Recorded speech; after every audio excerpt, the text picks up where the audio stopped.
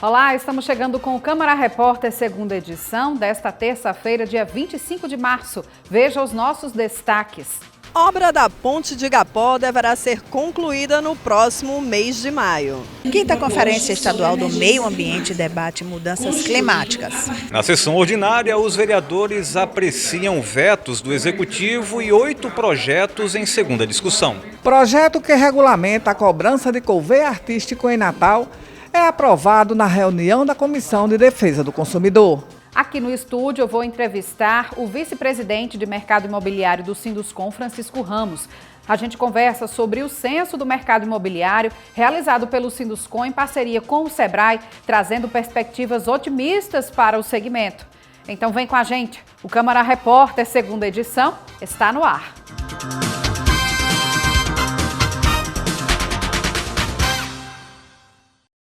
A gente começa esta edição com uma notícia de interesse da população da zona norte da capital.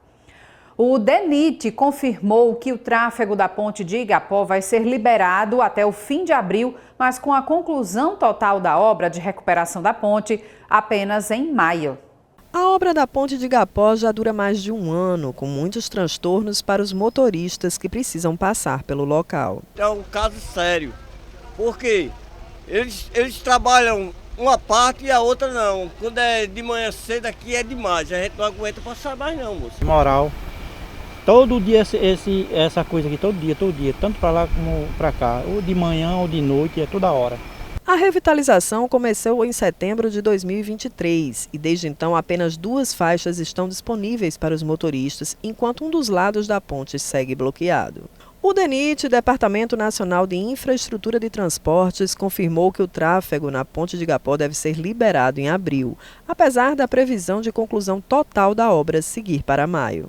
O cronograma, nós vamos cumprir o prazo de entregar a Ponte de Igapó em maio desse ano, se Deus quiser.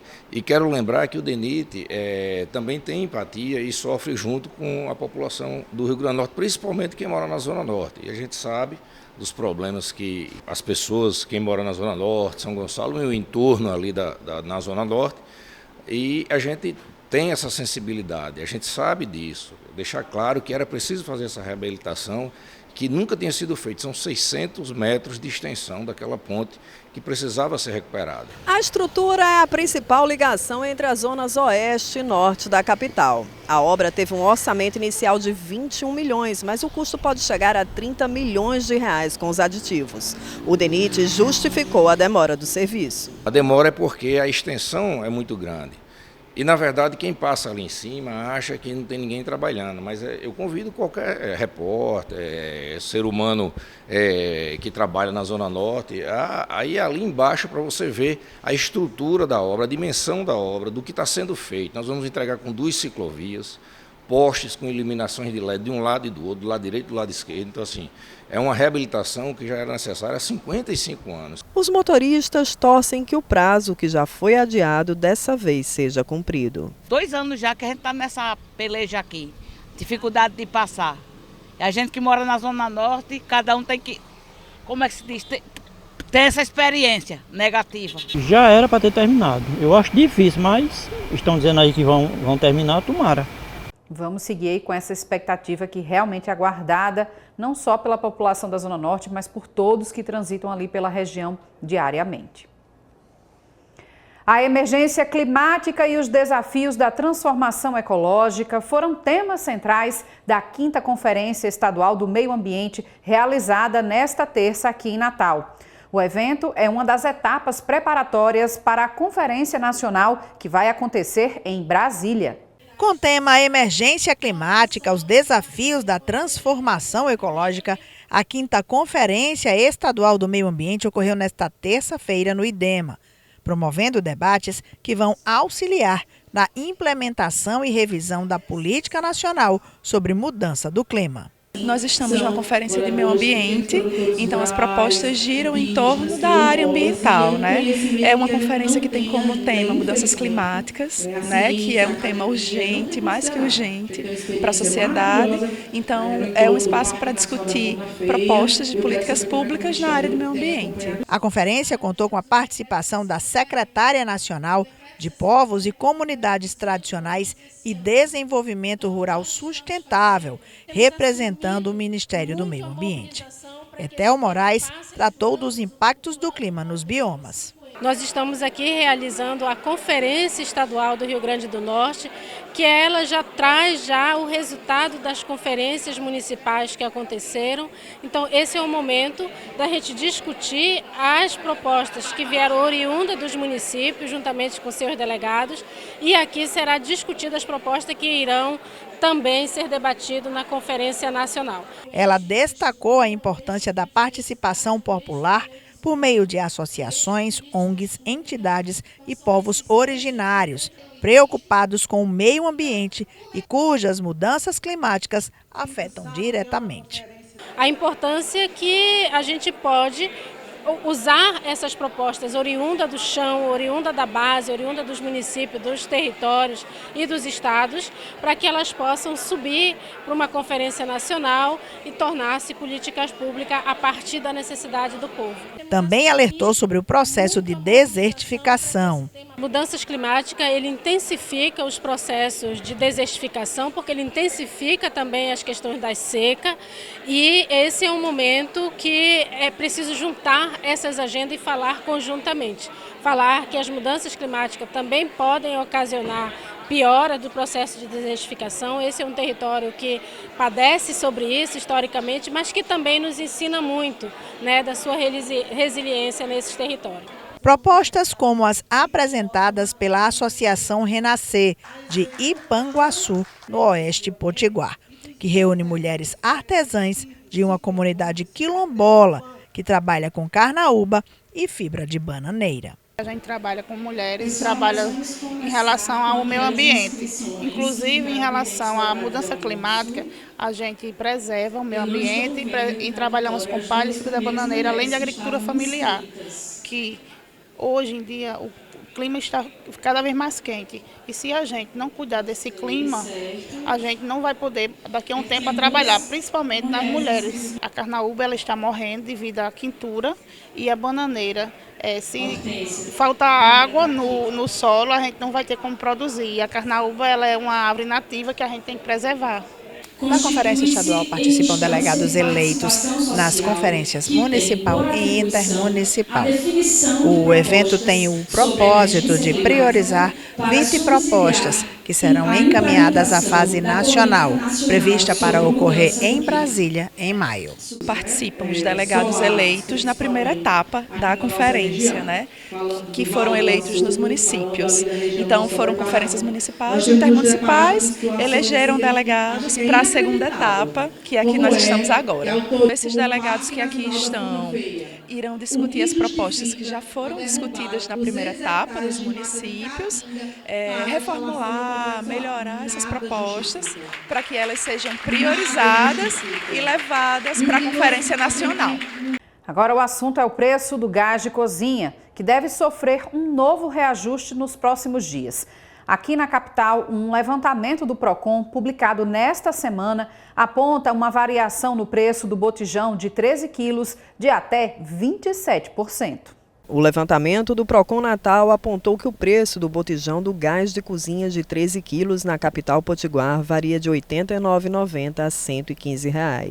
Com a variação de 27%, o preço médio do botijão foi de R$ 100, valor 4,6% maior do que o da última pesquisa realizada em julho de 2024. O levantamento apontou ainda que o maior preço encontrado foi na zona sul da cidade, no bairro de Ponta Negra, e o menor na zona norte, no bairro de Lagoa Azul. A média do gás de cozinha ficou estabelecida em R$ 100.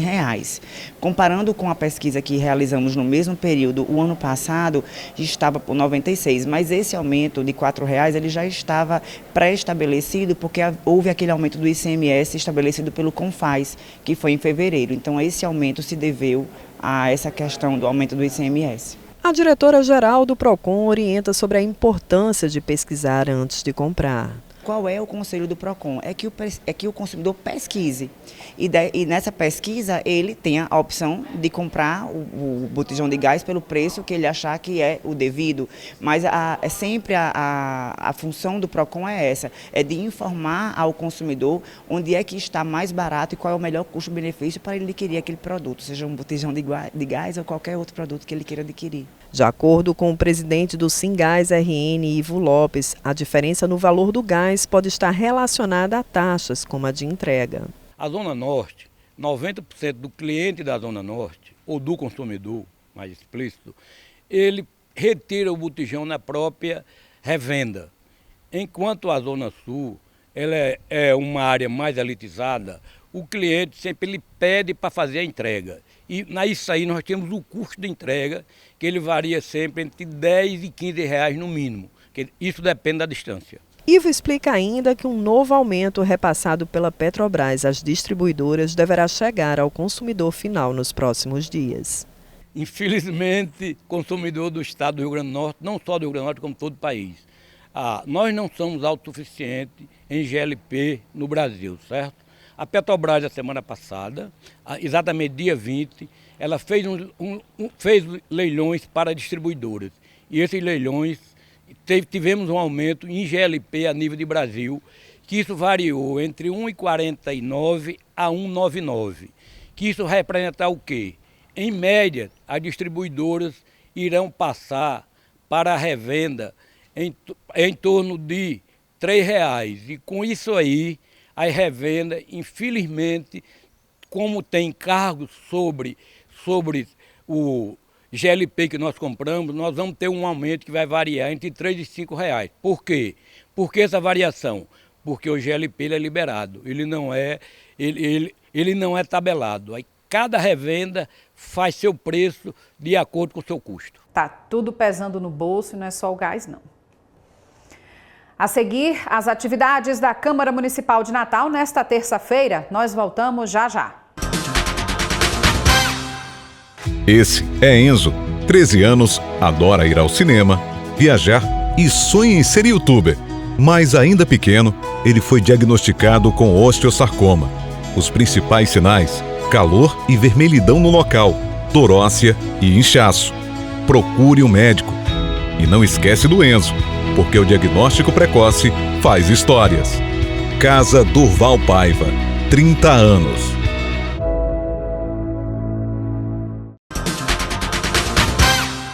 De volta com os destaques da sessão ordinária desta terça-feira. A pauta de votação do dia trouxe a apreciação de vetos do Poder Executivo e projetos de lei em segunda discussão. Uma das matérias aprovadas cria o Programa de Prevenção e Combate ao Assédio Moral na administração pública do município.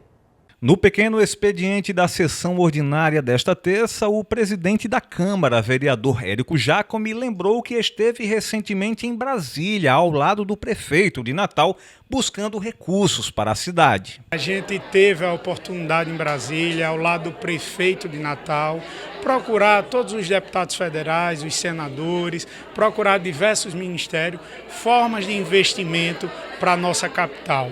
Tivemos êxito e, se Deus quiser, nesses próximos meses vamos ter novidades de emendas impositivas, tanto da bancada federal como a do Senado, e de investimento federal por parte dos ministérios, para que a gente possa desenvolver grandes trabalhos aqui na capital do estado. Entre os projetos apreciados e aprovados em segunda discussão, uma matéria que dispõe sobre a prevenção e o combate ao assédio moral no âmbito do Poder Executivo Municipal.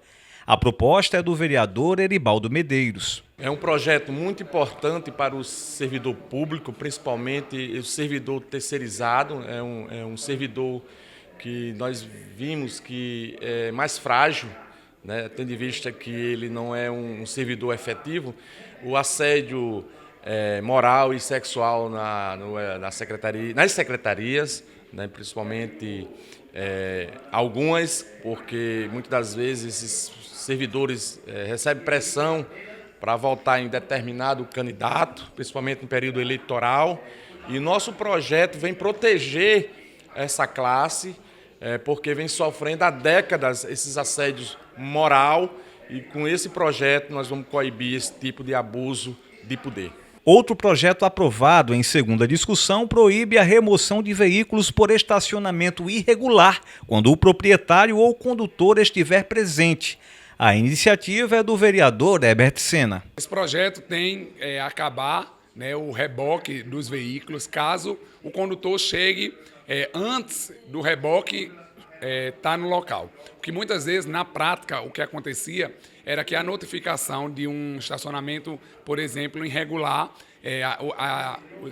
os guardas de trânsito municipais chegavam, notificavam a pessoa e automaticamente chamavam um guincho, o que prejudicava muito a população, porque além de você pagar o guincho, você tem que pagar o aluguel para aquele carro estar tantos dias no galpão, e isso prejudica a população. O que o nosso projeto prevê é acabar com tudo isso, né? Caso, antes do guincho chegar, se você esteja lá no local, ser liberado o carro para o condutor tirar dali, e isso não vai gerar todo esse constrangimento. Outro projeto aprovado em segunda discussão dispõe sobre o monitoramento e a publicização da qualidade da água consumida na capital potiguar. A proposta é do vereador Preto Aquino. A água está presente em todos os sentidos da vida humana. Então, mais do que nunca, a prefeitura poder trabalhar em cima da qualidade da água que é oferecida, um exemplo para as crianças, dentro das escolas, para dentro dos profissionais que estão trabalhando nas unidades de saúde, para os pacientes que estão internados, enfim, para a água que é usada para a utilização da alimentação do profissional que trabalha em qualquer que seja a área da prefeitura. Então, indiscutivelmente, esse projeto eu digo que é de suma importância, vocês podem entenderem que é imprescindível em todos os sentidos, e qualquer que seja a natureza da vida humana e até dos animais. A água tem que estar presente, então, mais do que nunca, a prefeitura colocando em prática para poder direcionar e estudar a qualidade da água que nós estamos utilizando na nossa cidade é fundamental. Ainda na sessão, os parlamentares derrubaram o veto do Executivo ao projeto que institui o Banco de Dados Municipal de Proteção da Criança e do Adolescente. A matéria pertence ao vereador Kleber Fernandes. É um projeto importante para a garantia da segurança, sobretudo, das nossas crianças e adolescentes. A pretensão legislativa dessa matéria é de que haja a instituição de um banco de dados contendo a relação de todas as pessoas que foram condenados por crimes de pedofilia ou de abusos contra a criança e o adolescente, e que esse cadastro fique sob a guarda municipal, sob a responsabilidade da Secretaria de Defesa Social, e uma vez sendo visto qualquer movimentação de abordagem às crianças na frente das escolas, na parada de ônibus, no caminho de casa, por alguém com atitude suspeita junto a essas crianças e adolescentes, que a direção da escola, o vigia da escola possa contactar a guarda municipal, e esta já terá todo um portfólio daquelas pessoas que foram condenadas por esse tipo de crime de pedofilia ou de abuso contra criança e adolescente, e identificar se isso pode ser uma nova reincidência desses meliantes, desses criminosos, e, de uma certa forma, proteger e dar mais segurança às crianças e adolescentes da nossa rede municipal de ensino. Já pela tarde, houve reunião da Comissão de Planejamento. 2 projetos de lei foram votados e aprovados. Vereadores da Comissão de Planejamento realizaram mais uma reunião nesta terça-feira.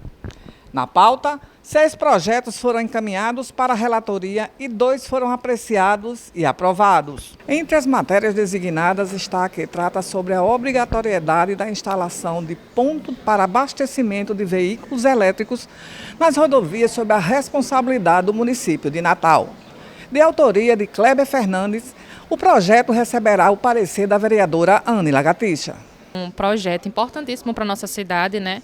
Principalmente pela inovação, mas é um projeto que eu ainda vou analisar, peguei o conhecimento agora, né? Minha primeira vez na reunião de planejamento, então vou analisar, vou estudar o projeto para poder dar um parecer, mas acredito que seja favorável, né? É um projeto que trouxe alegria, a nossa cidade está trazendo inovação, né?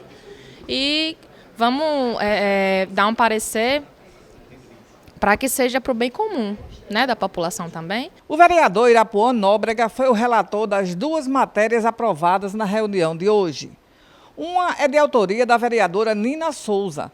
Estabelece a possibilidade de empresas adquirirem direitos de naming rights em praças no município de Natal. O projeto da vereadora Nina Souza, dispondo para as praças municipais, assim como equipamentos esportivos também, ter o naming rights. O que significa o naming rights? É justamente as empresas privadas podem, adotar e utilizar os seus espaços de forma de merchandising. Então isso aí vai facilitar e melhorar a questão de despesa para o município, porque a partir do momento que uma empresa adquire o naming right, ela tem que também fazer uma boa parte da manutenção desse equipamento. A outra, de Kleber Fernandes, cria o programa de esportes em áreas verdes nos bairros da cidade. Esse projeto é de extrema importância, porque muitas vezes nós temos aqui em Natal muitas áreas verdes que não têm nenhum tipo de ocupação.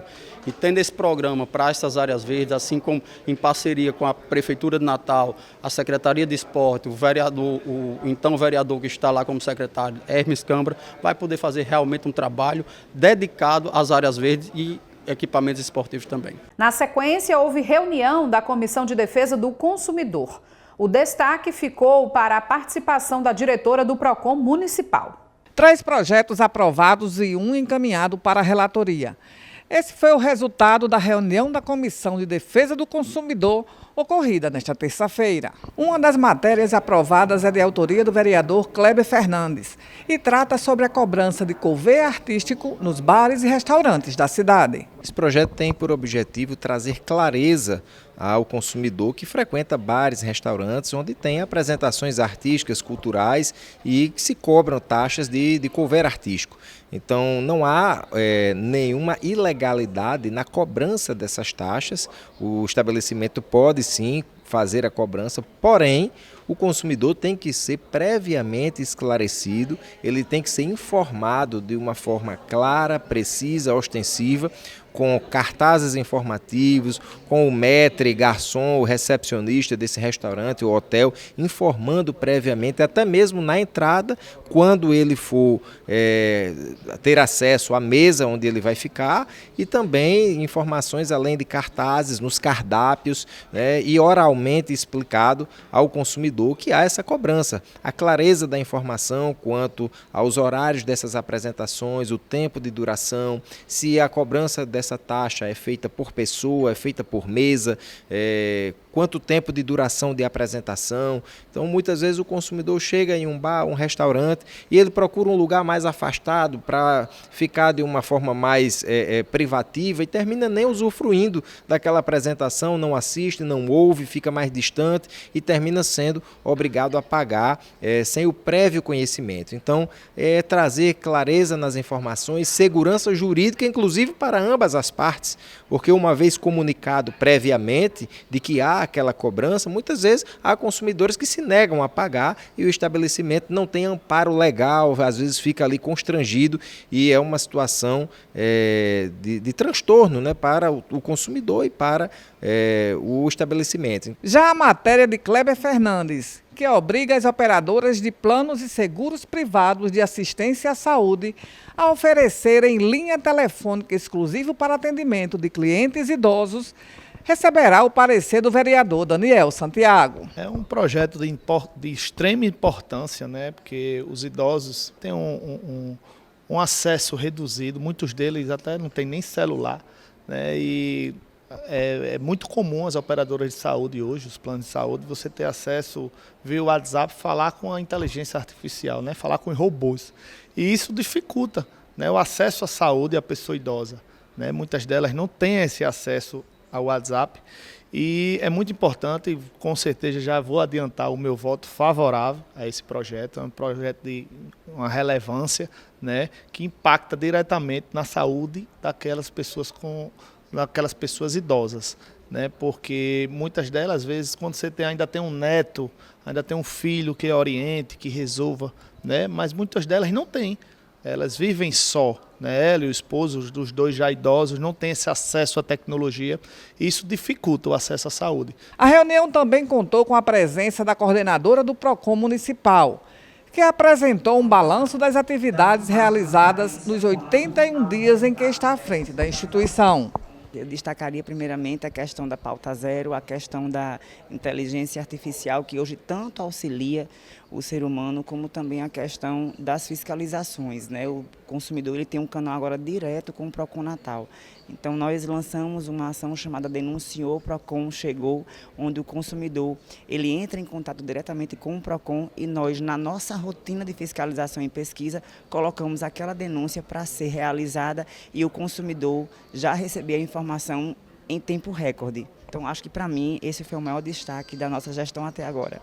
Ela também sugeriu que estudantes universitários de Direito do Consumidor sejam convidados a participarem de reuniões da comissão. Eu acho que o estudante ele tem que vivenciar a prática não só da matéria que ele está estudando, que no caso seria a de defesa do consumidor, mas ele entender como é que funciona uma casa legislativa, como é que é feito um projeto de lei, como é que é votado, o papel do vereador da cidade. Então, nós como eleitores, aí eu falo como eleitores e cidadãos, nós votamos de 4 em 4 anos nos nossos políticos. Eu acho que é muito importante que o estudante de direito, ele entenda como é que é feito todo esse processo dentro de uma casa legislativa.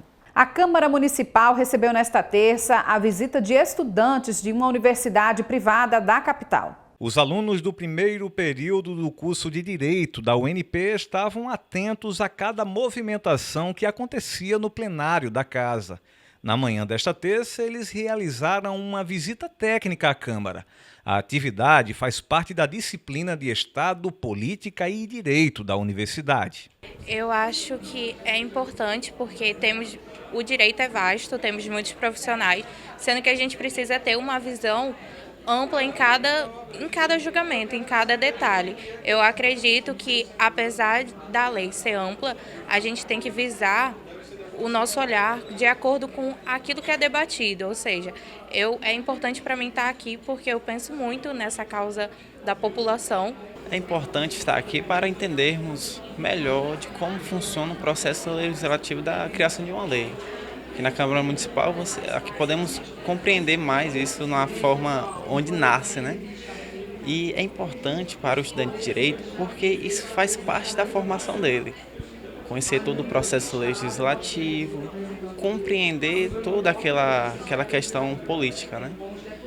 É importante também salientar que aqui que nascem as leis, onde vai refletir na nossa sociedade. Trouxe hoje os alunos de Direito da UNP para que eles pudessem realizar uma visita técnica aqui na Câmara Municipal de Vereadores, porque ministro ao ser de Estado, Política e Direito, que tem as disciplinas de Teoria Geral do Estado e de Direito Constitucional.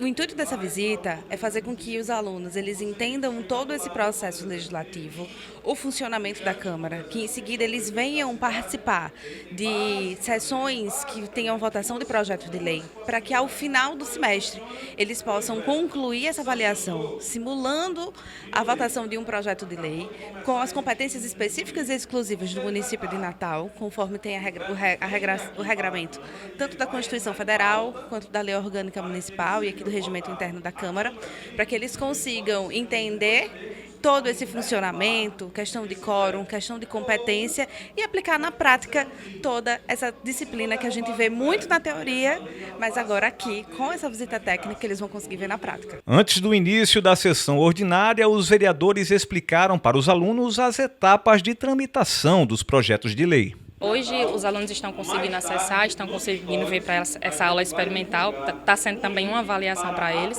Desejei sorte para que eles tenham sucesso, que Deus dê sabedoria e discernimento para eles atuarem com compromisso e que eles consigam agir conforme a lei existe para ser seguida, né, para ser cumprida, que eles consigam, porque hoje está difícil um advogado conseguir fazer o seu trabalho, porque os valores estão totalmente invertidos. O nosso mandato e a Casa Legislativa fica muito feliz quando nós recebemos aqui estudante de Direito para conhecer os trâmites da casa, como é que o projeto chega aqui, através de quem. Então, é muito bacana isso de poder ter interação com a sociedade civil organizada. Receber os alunos da turma de Direito do primeiro período da UNP, para mim é um privilégio, como chefe do Poder Legislativo, aqui abrir uma conversa, uma parceria, para que esses jovens passem a atuar de forma rápida aqui no Poder Legislativo, procurando os 29 parlamentares, procurando a presidência da Câmara. Nada melhor do que essa casa para que eles possam fazer essa parceria, para que essa parceria seja vantajosa para toda Natal.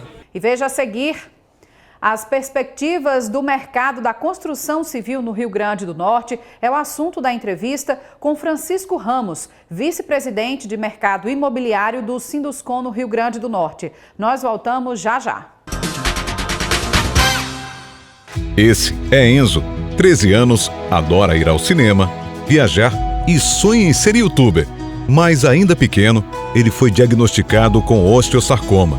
Os principais sinais: calor e vermelhidão no local, dor óssea e inchaço. Procure um médico. E não esquece do Enzo, porque o diagnóstico precoce faz histórias. Casa Durval Paiva, 30 anos.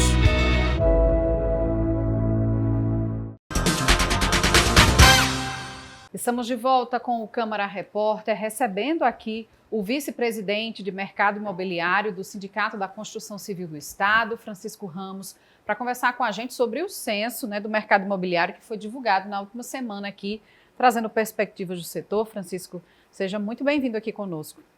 Eu que agradeço a oportunidade de a gente vir falar sobre o censo do mercado imobiliário. Estamos à sua disposição. Isso, esse censo mostrou uma nova perspectiva, né, otimista até para o setor, né, Francisco? Como é que foi analisado esses dados? Que dados são esses? Bom, o censo é bastante amplo, né, aborda várias diretrizes de análise dos dados do mercado imobiliário, mas, assim, um dado muito importante que a gente vê é o crescimento do número de lançamentos, né? Em relação a 2023, nós tivemos um aumento de 88% no número de lançamentos. Isso a gente já analisa que seja já um reflexo da revisão do plano diretor, que foi sancionado em 2022, que tem um certo atraso entre a sanção da lei e a colocação das unidades do mercado. Então, 2024 já recebeu um impacto bastante significativo e as empresas estão voltando a investir novamente no mercado. É muito interessante mesmo. Hoje, por exemplo, tem quantos lançamentos previstos ou recém-lançados empreendimentos aqui? O Sinduscon tem esse tipo de levantamento? O número de lançamentos efetivos eu não tenho esse dado especificamente, mas a nossa perspectiva é que 2025 já ultrapasse 2024. Então, se 2024 já foi um ano, comparativamente a 2023, bem maior, 2025 já deve também ter um reflexo ainda maior, que vai ser maior do que 2024. Francisco, e qual a característica desses imóveis, né, desses lançamentos, né, em termos de tamanho desses imóveis, valores, o que é que está sendo mais procurado pelo consumidor? A demanda maior está nos imóveis de menor valor.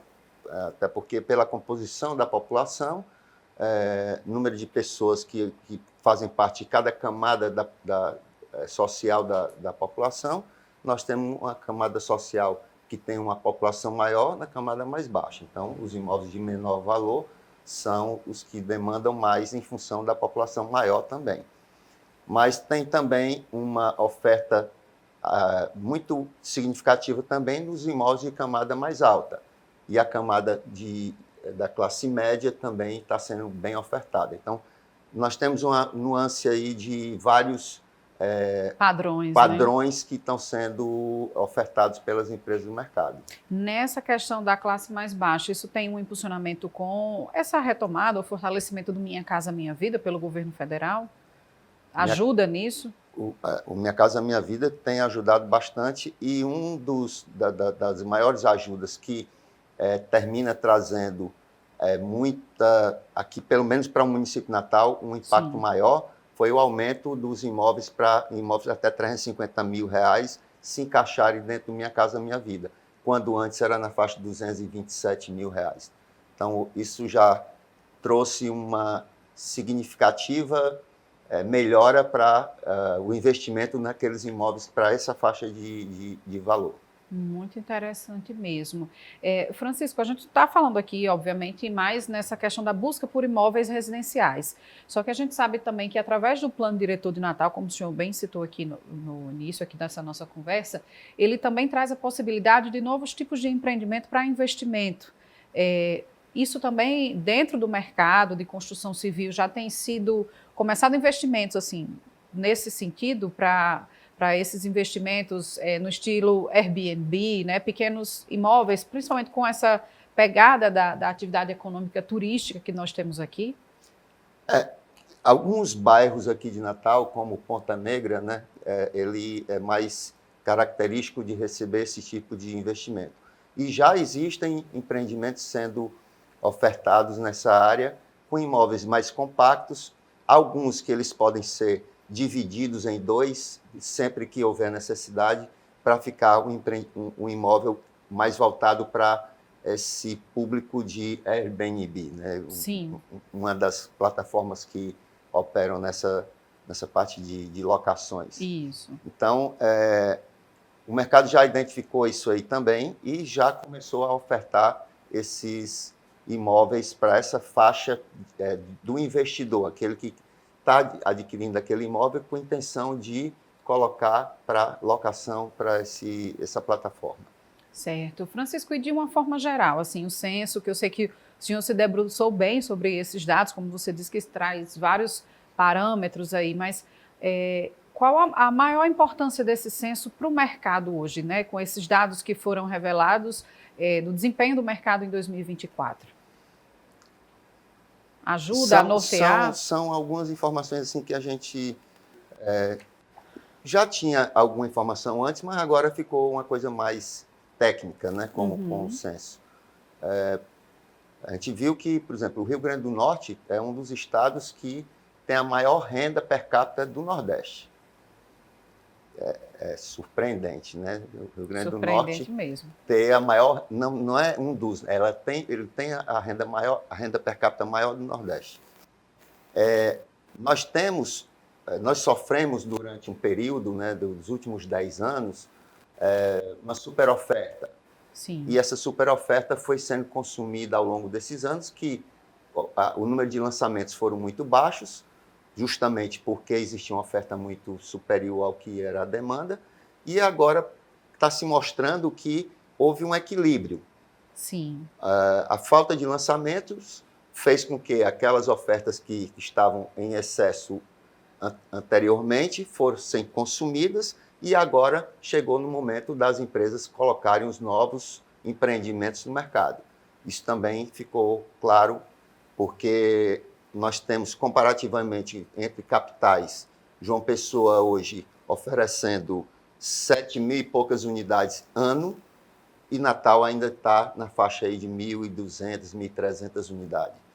Então, nós temos ainda como crescer bastante o número de oferta, porque a demanda também, ela se existe lá, ela existe aqui. Então, a perspectiva de demanda anual para o Rio Grande do Norte é de mais de 5.000 unidades. Nossa. Dessas 5.000, metade seria do Minha Casa Minha Vida, a outra metade seria para os imóveis de uma classe social um pouco mais alta.